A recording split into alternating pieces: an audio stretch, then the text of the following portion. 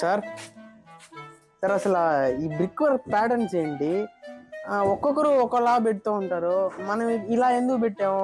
కొంతమంది ఇది పైన ఇది ఇలా వేస్తూ ఉంటారు. అసలు ఎందుకు అలా వేయాలి? యాక్చువల్గా 9 ఇంచెస్ వాల్లో 2 టైప్స్ ఆఫ్ ప్యాటర్న్స్ ఉంటాయమ్మా. ఒకటి ఇంగ్లీష్ బాండ్, ఇంకోటి ఫ్రెంచ్ బాండ్. ఫ్రెంచ్ బాండ్ ఏంటంటే కొంచెం లో స్ట్రెంత్, కాకపోతే మనము చాలా ప్రీవియస్ నుంచి అది ఉపయోగిస్తూ ఉన్నాము. అది చాలా మందికి ఫ్రెంచ్ బాండ్ ఈజీగా ఉంటుంది. ఇది ఇంగ్లీష్ బాండ్. ఇంగ్లీష్ బాండ్ ఏంటంటే బ్రిక్ దీన్ని స్ట్రెచ్ అంటారమ్మా, దీన్ని హెడ్ అంటారు.